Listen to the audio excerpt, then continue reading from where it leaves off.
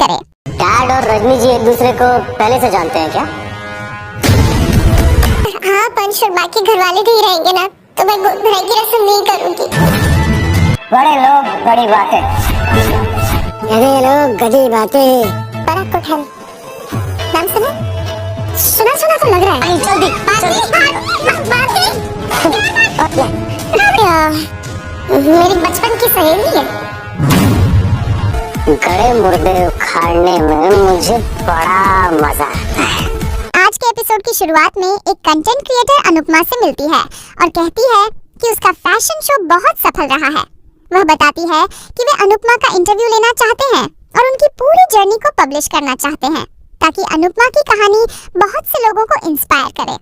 भारती अनुपमा को हौसला देती है और उसे इंटरव्यू देने के लिए मोटिवेट करती है कि जब लोग अपने जैसे किसी को देखेंगे तो उन्हें हौसला मिलेगा कि वो भी आगे बढ़ सकते हैं। कुछ देर सोचने के बाद अनुपमा इंटरव्यू के लिए हाँ कह देती है। वह राइटर खुश होती है और चली जाती है। भारती अनुपमा के लिए बहुत खुश होती है और कहती है कि आपका अच्छा समय शुरू हो गया है। तभी अनुपमा को रजनी का फोन आता है और वह पूछती है कि तुम कब फ्री होगी। अनुपमा कहती है कि मैं सेट पर हूँ और फ्री हूँ, लेकिन हुआ क्या है?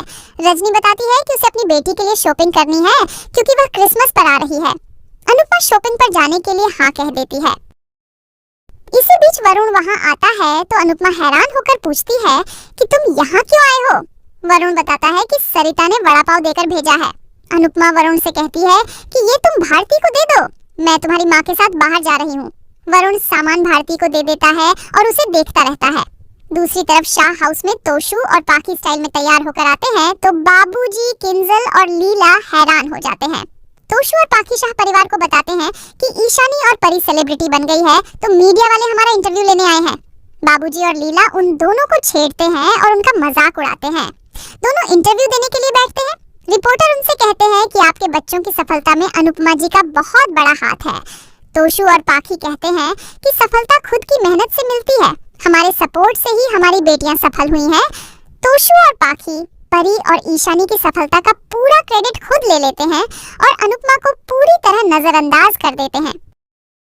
किंजल कहती है कि मम्मी ने इतना कुछ किया है लेकिन कोई भी उनकी कदर नहीं करता है, सब उन्हें धोखा देते हैं। बाबूजी सहमत होते हैं। किंजल कहती है कि मम्मी को समझना होगा कि कौन अपना है और कौन पराया, तभी वो मुंबई में टिक पाएगी। दूसरी तरफ रजनी अनुपमा को शॉपिंग के लिए साथ आने पर धन्यवाद देती है। अनुपमा उसकी शॉपिंग में मदद करती है। इसी बीच रजनी मन ही मन योजना बनाती है कि वह अनुपमा से पता लगाएगी कि उसे पराग के प्रोजेक्ट के बारे में कितना पता है। रजनी अनुपमा से राही के ससुराल के बारे में पूछती है। अनुपमा बताती है कि कोठारी परिवार अहमदाबाद में बहुत फेमस है। रजनी पूछती है कि क्या राही अपने ससुराल में खुश है। अनुपमा कहती है कि वो बहुत खुश है। रजनी कहती है कि अक्सर बड़े परिवार में बेटी को ताने सुनने पड़ते हैं, लेकिन राही खुशकिस्मत है। अनुपमा को कोठारी परिवार के सारे तमाशे याद आते हैं। वह कहती है कि दोनों परिवारों में अंतर है लेकिन सब ठीक है। इसी बीच अनुपमा को प्रार्थना का कॉल आता है और वह अनुपमा से कहती है कि कुछ दिनों में मेरी गोद भराई है, लेकिन अगर आप, अंश और शाह परिवार उसमें नहीं आएंगे तो मैं गोद भराई की रस्म नहीं करूंगी। अनुपमा चौंक जाती है। प्रार्थना कहती है कि मैं आपके बिना गोद भराई की रस्म नहीं करूंगी, आपको आना ही पड़ेगा। प्रार्थना कॉल काट देती है। रजनी पूछती है कि क्या हुआ। अनुपमा उसे सारी बात बताती है और कहती है कि मैं उसकी गोद भराई में नहीं जा सकती, लेकिन प्रार्थना जिद कर रही है। अनुपमा रजनी को बता देती है कि पराग और मोटी बा उसे पसंद नहीं करते हैं। वह कहती है कि मेरा वहां जाना उन्हें अच्छा नहीं लगेगा और अगर मैं नहीं गई तो प्रार्थना को अच्छा नहीं लगेगा।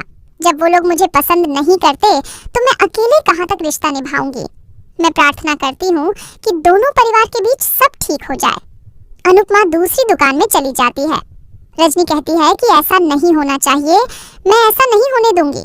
दोस्तों, आगे बढ़ने से पहले इस वीडियो को लाइक और चैनल को सब्सक्राइब कर दीजिए, साथ ही हाइप बटन पर क्लिक करके अपना सपोर्ट दिखाएं। दूसरी तरफ वरुण को पता चलता है कि भारती का व्रत है तो वह सामान उठाने में उसकी मदद करता है। इसी बीच भारती को चक्कर आते हैं तो वरुण उसे संभालता है। दूसरी तरफ अनुपमा सरिता को वड़ा पाव भेजने के लिए धन्यवाद करती है। जसप्रीत पूछती है कि परी और ईशानी कहाँ है और भारती अभी तक क्यों नहीं आई है। तभी वरुण भारती को गोद में लेकर आता है। सभी घबरा जाती है। वरुण भारती को पानी पिलाता है और कहता है कि व्रत में पानी पी सकते हैं। भारती वरुण को देखते हुए पानी पी लेती है। उन दोनों को देखकर अनुपमा को रजनी की बातें याद आती है। वरुण भारती को अपना ध्यान रखने के लिए कहता है। वह अनुपमा से कहता है कि मैंने सेट पर बर्तन धोए थे, लेकिन भारती को संभालने में वो वापस गिर गए। अनुपमा हैरान होती है। सरिता वरुण की तारीफ करती है। वरुण सोचता है कि मैंने पैसे देकर बर्तन धुलवाए और यहाँ इन्हें इम्प्रेस कर दिया। मुझ में नेता बनने वाले सारे गुण हैं। वरुण सरिता के पति की वड़ा पाव की दुकान पर चला जाता है। सरिता कहती है कि एक दिन में वरुण सुधर गया है, ये अनुपमा का कमाल है। अनुपमा कहती है कि ये रजनी की अच्छी परवरिश का कमाल है। जसप्रीत कहती है कि मुझे वरुण ग्रीन फ्लैग लगता है। अनुपमा कहती है कि अगर ये ऐसे ही सीखता रहा तो अपनी माँ से आगे निकल जाएगा। जसप्रीत कहती है कि क्या तुमने नोटिस किया कि वरुण ने कितने प्यार से भारती को गोद में उठाया था। भारती असहज होती है। अनुपमा कहती है कि शाम को हम मंदिर जाएंगे। दूसरी तरफ मोटीबा गौतम से पूछती है कि पराग अकेले मुंबई क्यों गया है। गौतम कहता है कि मुझे भी नहीं पता और मुझे उन्होंने बताया भी नहीं है। मोटीबा परेशान होती है। गौतम पूछता है कि क्या पापा और रजनी एक दूसरे को पहले से जानते हैं। मोटीबा हैरान होती है और मना कर देती है। गौतम को शक होता है और वह कहता है कि मुझे गड़े मुर्दे उखाड़ने में बहुत मजा आता है। दूसरी तरफ अनुपमा गणपति बप्पा की आरती कर रही होती है। वरुण भारती को देख रहा होता है।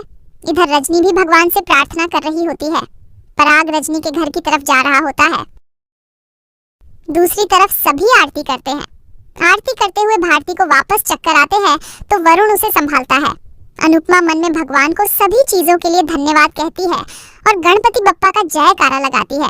अनुपमा सोचती है कि आज रजनी बहुत परेशान लग रही थी। वह प्रसाद लेकर रजनी के घर जाने का फैसला करती है। दूसरी तरफ पराग रजनी से मिलता है और पूछता है कि मुझे इतनी जल्दबाजी में क्यों बुलाया। रजनी कहती है कि मुझे चोल के रिडेवलपमेंट के बारे में बात करनी थी। पराग कहता है कि ये बात तो फोन पर भी हो सकती थी। क्या बिल्डर पर भरोसा किया जा सकता है क्योंकि मैंने बहुत सारा पैसा इन्वेस्ट किया है। रजनी कहती है कि बिल्डर बिल्कुल सही है, मैं पहले गलत लोगों पर भरोसा किया करती थी। घर के बाहर अनुपमा पहुंचती है और अंदर आती है। एपिसोड खत्म होने से पहले जल्दी से चैनल को सब्सक्राइब कर लीजिए ताकि नए एपिसोड की हर लेटेस्ट अपडेट सबसे पहले सिर्फ आपको मिले। इधर पराग कहता है कि पहले की रजनी और अभी की रजनी में बहुत फर्क आ गया है। रजनी कहती है कि पहले की रजनी लात खाती थी, लेकिन अब वह लात मारना सीख गई है। पराग कहता है कि उस समय में मोटीबा के खिलाफ जाने की हिम्मत नहीं कर पाया। इसी बीच अनुपमा घर की घंटी बजाती है। रजनी के फोन पर नोटिफिकेशन आती है और वह अनुपमा को घर के बाहर देखकर हैरान हो जाती है। वह सोचती है कि अनुपमा और पराग आमने सामने नहीं आ सकते। वह जाने लगती है, तभी उसका फोन गिर जाता है। पराग फोन में अनुपमा को देख लेता है और पूछता है कि तुम अनुपमा जी को कैसे जानती हो। रजनी कहती है कि अनुपमा मेरे बचपन की सहेली है। पराग हैरान होता है। रजनी कहती है कि मुझे आज ही पता चला कि अनुपमा तुम्हारी समधन है, इसलिए मैं चाहती थी कि हम सब मिले और सारी बात क्लियर कर लें। इधर अनुपमा सोचती है कि रजनी शायद बिजी है, मुझे पहले बताकर आना चाहिए था। वह जाने लगती है, तभी रजनी का पीए आता है और वह कहता है कि दरवाजा मैं खोल देता हूँ। इधर पराग पूछता है कि तुम कहना क्या चाहती हो। रजनी बताने लगती है, तभी अनुपमा वहाँ आ जाती है। पराग हैरान होता है। अनुपमा को अतीत की बातें याद आती है। माहौल में सस्पेंस होता है और इसी के साथ एपिसोड खत्म हो जाता है। अगले एपिसोड में देखने को मिलेगा कि अनुपमा भारती के लिए भगवान से प्रार्थना करती है और बच्चों को बर्गर बनाना सिखाती है। वह डांस करती है। वरुण कहता है कि अनुपमा को सबका दिल जीतना बहुत अच्छे से आता है। आज का एपिसोड आपको कैसा लगा हमें कमेंट करके ज़रूर बताएं। साथ ही ऐसे ही डेली अपडेट्स के लिए इस वीडियो को लाइक करें और हमारे चैनल को सब्सक्राइब ज़रूर करें।